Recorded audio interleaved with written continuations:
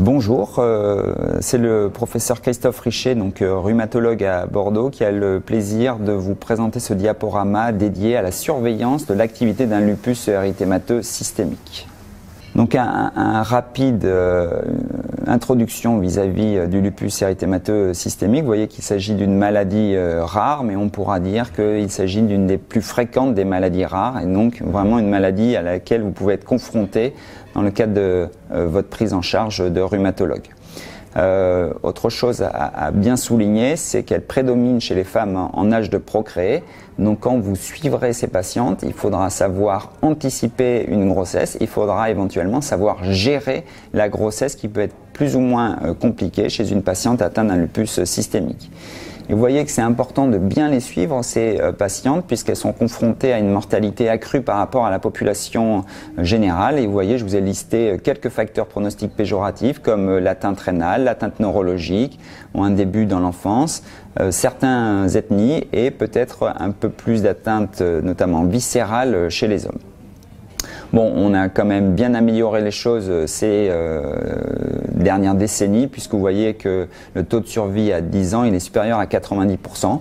Mais vous allez voir, il y a, je pense, encore de bonnes grosses marges d'amélioration, et notamment, y viendrai à la fin sur la gestion des corticoïdes. Donc ce qu'il faut bien comprendre, c'est que vous allez être confronté à deux types de lupus. La forme bénigne et fréquente qui est cutanéo-articulaire, qui est, ma foi, pas si difficile à prendre en charge, mais encore que je vais revenir dessus, et la forme plus rare et sévère avec atteinte viscérale. La difficulté, c'est pas parce que vous êtes dans le premier groupe que vous n'allez pas passer dans le second groupe. Et donc vous, dans votre prise en charge, il va falloir suivre votre patient pour vous assurer, s'il était dans le premier groupe, qu'il y reste et qu'il ne passe pas dans le second groupe avec des atteintes plus sévères. Et donc vous allez rechercher régulièrement si vous avez des critères de gravité. Est-ce qu'il y a une vascularité systémique? Est-ce qu'il y a une atteinte rénale qui s'est développée? Une atteinte cardiaque qui s'est développée? Une atteinte neurologique centrale? Un syndrome des antiphospholipides? Une cytopénie profonde? Qui peuvent réellement modifier votre prise en charge et devenir un petit peu plus compliqué.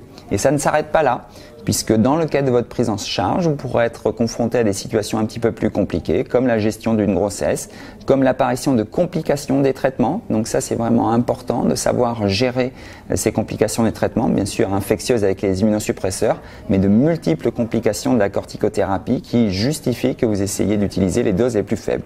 Et puis certaines comorbidités qui peuvent apparaître, et donc là aussi, il faudra savoir les prévenir. Donc vous avez des recommandations de l'EULAR qui commencent à dater, puisqu'elles datent de 2010. Vous pourrez les lire tranquillement, et vous voyez que ce qu'on vous propose, c'est d'évaluer régulièrement, et on vous propose d'utiliser un index spécifique sur lequel je vais revenir. Vous savez, c'est un peu comme dans la polyarthrite rhumatoïde, on vous recommande d'utiliser le DAS28. C'est parce que ça vous impose d'aller faire un examen clinique complet pour être capable de remplir cet index, et ça a prouvé une amélioration de la prise en charge des patients. Il va falloir vraiment rechercher régulièrement qu'il n'y a pas des séquelles qui sont apparues, notamment des séquelles induites par la maladie, mais aussi par les traitements. Et bon, on va rechercher s'il y a une évaluation, une altération de la qualité de vie, des comorbidités et de la toxicité des traitements. On vous recommande de rechercher les facteurs de risque cardiovasculaires, puisque vos patients sont exposés à plus de complications cardiovasculaires. C'est d'ailleurs, je vous ai dit tout à l'heure qu'il y avait une amélioration du taux de survie, mais une des seules choses qui ne s'améliorent pas vraiment, c'est les complications cardiovasculaires. Et donc, normalement, vous devriez prendre la tension artérielle à chaque consultation de votre patient atteint d'un lupus systémique. Vous voyez, vous pouvez pousser au moins annuellement sur un certain nombre d'autres facteurs de risque cardiovasculaires. Il faut savoir rechercher une ostéoporose qui peut être induite par la maladie, mais qui peut aussi être induite par les corticoïdes et aussi par vos conseils de ne pas s'exposer au soleil. Des cancers, notamment certains cancers viraux induits qui peuvent être un peu plus fréquents dans cette population. Dépister un certain nombre de complications infectieuses qui pourraient majorer le risque infectieux. Ne pas hésiter à recommander les vaccinations, notamment avec des vaccins inactivés pour votre patiente. Surveiller, vous voyez, ces cytopénies qui peuvent être associées à un risque infectieux majoré. Le bilan biologique, il est assez classique. Je rajouterai quand même l'indispensable protéinurie des 24 heures, encore que il m'arrive régulièrement de me contenter d'une protéinurie sur échantillon. Donc vous faites un rapport protéinurie sur créatinurie, ça vous donne un résultat immédiat et vous êtes moins surpris que quand vous avez demandé une protéinurie des 24 heures et que vous voyez que sur le bilan biologique, il n'y a eu que 500 cc de prélevé, vous vous demandez si ça a été bien fait. Avec le rapport protéinurie sur créatinurie, vous avez un résultat immédiat. Si jamais il y a une anomalie, il sera toujours temps de le confirmer avec une protéinurie des 24 heures. Le bilan immunologique, vous avez fait un diagnostic, vous n'avez pas besoin d'aller rechercher des anticorps anti-SM, anti-RNP tous les 4 matins. Ce qui permet vraiment de suivre l'activité de votre maladie, c'est la consommation du complément et les taux d'anticorps anti-ADN, puisqu'ils sont associés à l'activité de la maladie. Ça peut vous aider dans le cadre de la surveillance pour essayer peut-être de remarquer qu'il y a une petite activation de votre système immunitaire avant certaines manifestations cliniques qui imposera que vous revoyez peut-être le patient un petit peu plus vite. Et deux fois, quand vous avez l'impression que la maladie repart, ça vous permet de confirmer puisque vous retrouvez ces anomalies immunologiques. Les anticorps antiphospholipides, on ne se gênera pas pour les refaire avant certaines situations, notamment s'il y a une grossesse qui est prévue, pour s'assurer vraiment qu'il n'y a pas ces anticorps antiphospholipides qui pourraient exiger une prise en charge un peu particulière. Il y a aussi l'anticorps anti-SSA, il faudra vraiment s'assurer qu'il n'est pas présent avant une grossesse, puisque là encore une fois, vous auriez un certain nombre de choses à faire au cours de la gestion de cette grossesse. L'atteinte articulaire, c'est un simple examen clinique, ça vous serez très bien formé pour le faire, ça ressemble quand même grossièrement à ce que vous faites dans le cadre d'une polyarthrite rhumatoïde. L'atteinte cutanéo-muqueuse, alors c'est souvent sur les zones photo-exposées, mais il ne faut pas se gêner pour aller regarder sur d'autres zones et aussi dans la bouche, vous pouvez avoir des petits ulcères. L'atteinte rénale, on en a parlé tout à l'heure, on ne se gênera pas pour faire régulièrement un rapport protéinurie sur créatinurie ou une protéinurie des 24 heures. Ne vous gênez pas non plus pour faire un ECBU qui vous permettra notamment de retrouver une éventuelle hématurie. Ne vous gênez pas pour aller examiner votre patient. Moi, je regarde toujours si mes patients n'ont pas d'œdème des membres inférieurs. Je pense que ça a deux intérêts, de m'assurer qu'ils ne sont pas là au moment de la consultation et aussi de montrer aux patients que j'y accorde de l'importance. Et comme ça, si plus tard, il se développe des œdèmes des membres inférieurs, le patient se dira « Tiens, le professeur Richer est regardé régulièrement, peut-être que c'est un élément qui l'intéresse et là, j'ai des œdèmes, je vais le contacter. » L'atteinte du système nerveux central, elle est normalement principalement basée sur l'interrogatoire et si vous avez des arguments à l'interrogatoire pour une éventuelle atteinte, vous creuserez un petit peu plus. L'atteinte pulmonaire, c'est pareil, c'est beaucoup d'interrogatoires avec des douleurs thoraciques qui peuvent être modifiées à l'inspiration et à l'expiration. Voilà, un certain nombre de choses qui vont vous amener à creuser et éventuellement faire une radio pulmonaire, une échographie cardiaque et c'est vraiment exceptionnel d'être obligé d'aller jusqu'à l'IRM cardiaque. Alors les scores d'activité qui sont à votre disposition, il y en a plusieurs. Le SLEDAI et le BILAG sont les plus utilisés. Le SRI, c'est pas vraiment un score d'activité, c'est plutôt un score de réponse au traitement.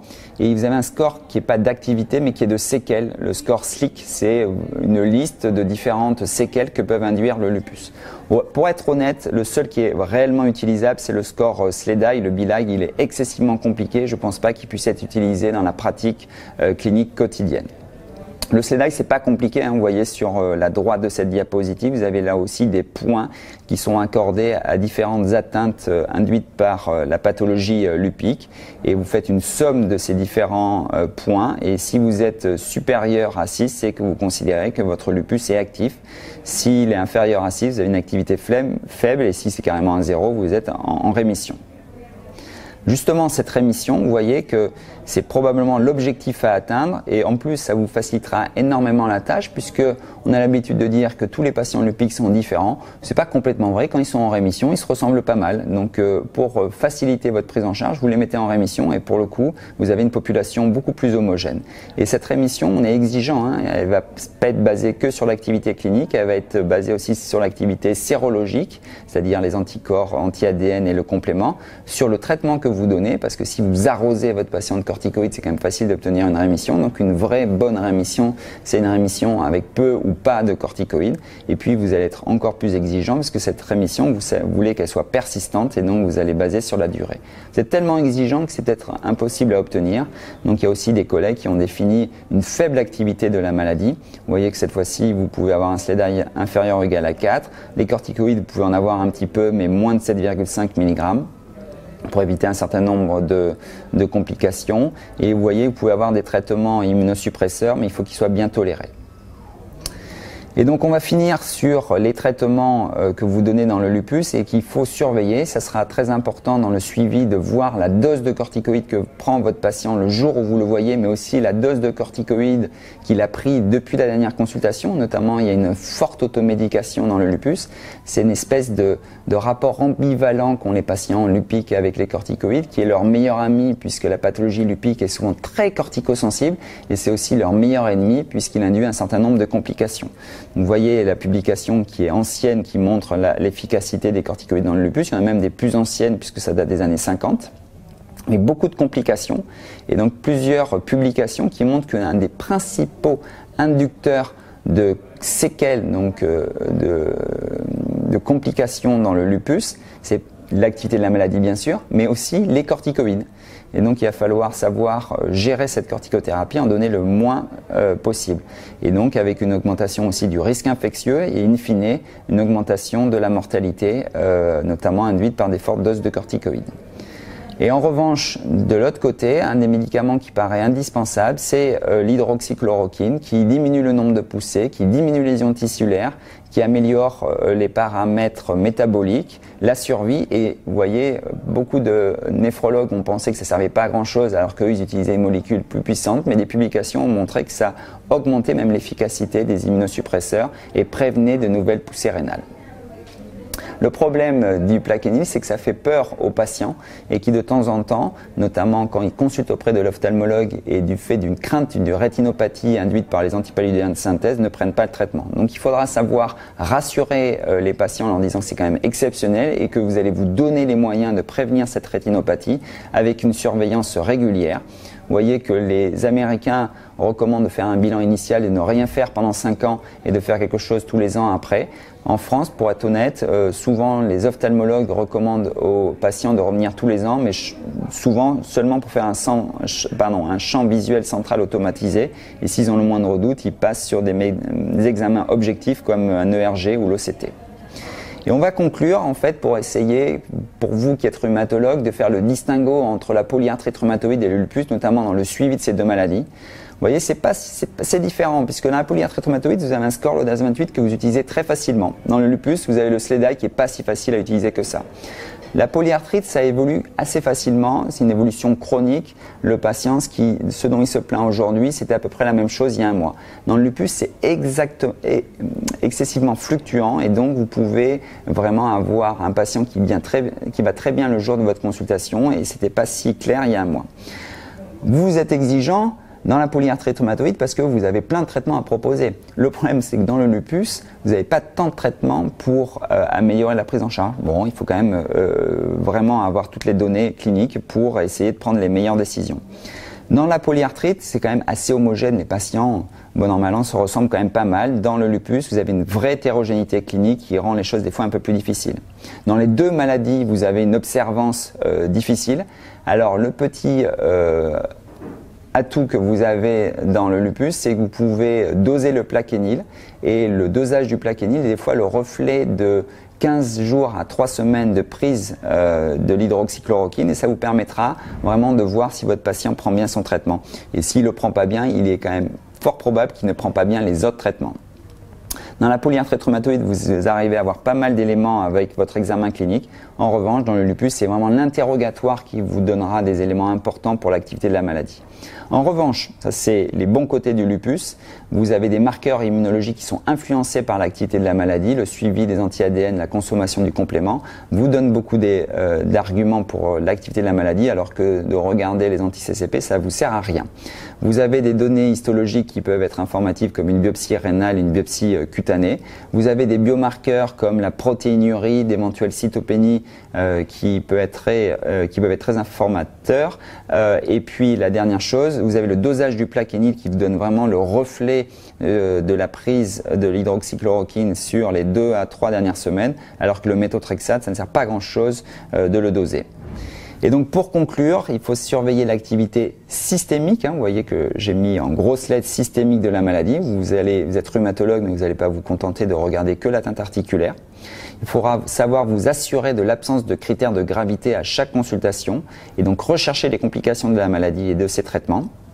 Monitorer les prises médicamenteuses. Et puis si on essaye de se projeter plus loin, mais ça on fera ça dans les prochains diaporamas pour les prochaines années, il y a l'observance médicamenteuse, la gestion des comorbidités et surtout, et ça c'est vraiment un diaporama uniquement dédié à ça qu'il faudra faire, la gestion d'une éventuelle grossesse. Et voici la bibliographie que je vous propose.